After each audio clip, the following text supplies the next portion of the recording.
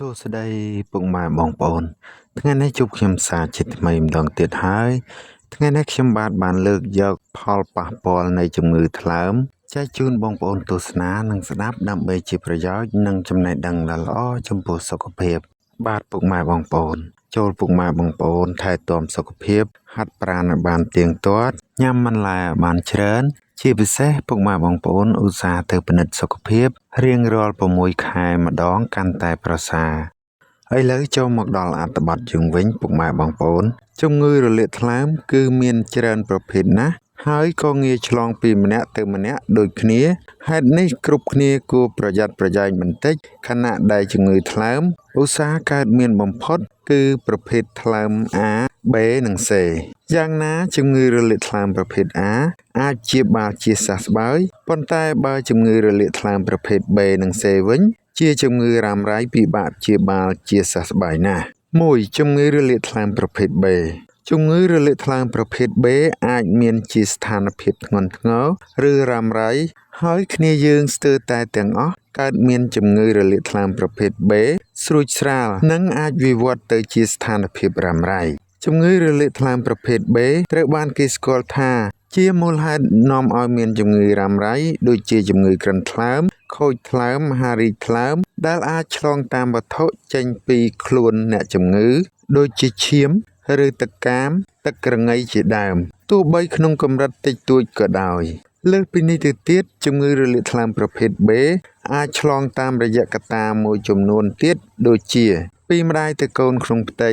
រួមភេទជាមួយដៃគូមានជំងឺដោយមិនបានការពារចែករំលែកឧបករណ៍ប្រើប្រាស់រួមគ្នាដែលមានប្រឡាក់ឈាមអ្នកជំងឺចែករំលែកនៅវត្ថុប្រើប្រាស់ផ្ទាល់ខ្លួនជាមួយអ្នកជំងឺដូចជាច្រាសដុសធ្មេញកន្សែងជាដើមរស់នៅក្នុងតំបន់ងាយស្រួលក្នុងការឆ្លងមេរោគជាធម្មតាគ្រូពេទ្យនឹងស្នើសុំធ្វើតេស្តបញ្ជាក់ដើម្បីរកអង់ទីគ័រពិសេសឬអង់ទីសែនជំងឺរលាកថ្លើមប្រភេទ B ដែលមាននៅក្នុងខ្លួនយើងដើម្បីការពារជំងឺយើងចាំបាច់ត្រូវចាក់វ៉ាក់សាំងដើម្បីបង្ការជំងឺរលាកថ្លើមប្រភេទ B ក្នុងករណីយើងមានជំងឺរលាកថ្លើមស្រួចស្រាលគឺមិនមានថ្នាំព្យាបាលសះស្បើយនោះទេអ្វីដែលយើងអាចធ្វើបានមានតែការថែទាំសុខភាពប៉ុណ្ណោះឯចំពោះគ្នាយើងមានជំងឺរ៉ាំរ៉ៃវិញគ្រូពេទ្យនឹងស្នើសុំឲ្យពិនិត្យជាប្រចាំឬប្រើថ្នាំ2ជំងឺរលាកថ្លើមប្រភេទ C ជំងឺរលាកថ្លើមប្រភេទ C ខុសពីជំងឺរលាកថ្លើមប្រភេទ B និង A ដោយសារវាលេចចេញរោគសញ្ញាឬគ្មានរោគសញ្ញាអ្វីទាំងអស់ជំងឺរលាកថ្លើមប្រភេទ C អាចកើតមានរយៈពេល2ទៅ3សប្តាហ៍ហើយក៏ជាមូលហេតុនៃការកើតជំងឺមហារីកថ្លើមនិងតម្រូវឲ្យប្តូរថ្លើមទៀតផងជំងឺរលាកថ្លើមប្រភេទ C ឆ្លងតាមឈាមមានមេរោគគណៈកត្តាប្រឈមខ្លាំងយើងក៏អាចឆ្លងជំងឺរលាកថ្លើមប្រភេទ C នៅពេលប្រើឧបករណ៍រួមគ្នាជាមួយអ្នកជំងឺឬរស់នៅកន្លែងងាយឆ្លងរោគដើម្បីធ្វើរោគវិនិច្ឆ័យជំងឺនេះបានគ្រូពេទ្យនឹងធ្វើតេស្តឈាមដើម្បីរកមេរោគរលាកថ្លើមប្រភេទ C គ្នាយើងមានជំងឺរលាកថ្លើមប្រភេទ C มันអាចចាក់វ៉ាក់សាំងបានទេព្រោះมันមានវ៉ាក់សាំងទេសម្រាប់ជំងឺរលាកថ្លើមប្រភេទ C នេះហេតុនេះដើម្បីព្យាបាលជំងឺរលាកថ្លើមប្រភេទ C គឺផ្អែកទៅលើប្រភេទមេរោគដោយប្រើថ្នាំដើម្បីកម្ចាត់មេរោគចេញពីប្រព័ន្ធការពារក្នុងខ្លួនលើពីនេះទៅទៀតយើងអាចកើតជំងឺរលាកថ្លើមប្រភេទ B និង C ក្នុងពេលតែមួយហើយក្នុងករណីខ្លះជំងឺរលាកថ្លើមប្រភេទ C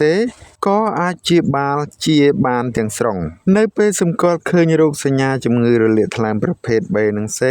គួរតែទៅពិភាក្សាជាមួយគ្រូពេទ្យឲ្យបានឆាប់គួរយកចិត្តទុកដាក់លើរបៀបរស់នៅមានសុខភាពល្អដើម្បីការពារថ្លើមពីការខូចខាតផ្សេងៗដូចជាជៀសវាងផឹកជាតិអាល់កុលញ៉ាំអាហារមានសុខភាពល្អប្រើប្រាស់ស្រោមអនាម័យពេលរួមភេទនិងរស់នៅក្នុងជីវិតមានផាសុកភាព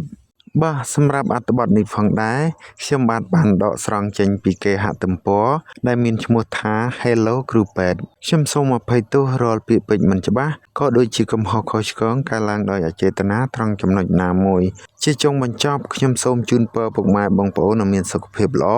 និងប្រកបដោយពុទ្ធពរទាំង4ប្រការគឺអាយុវណ្ណៈសុខៈពលៈកំបីគ្លៀងគ្លាឡើយបាទសូមអរគុណ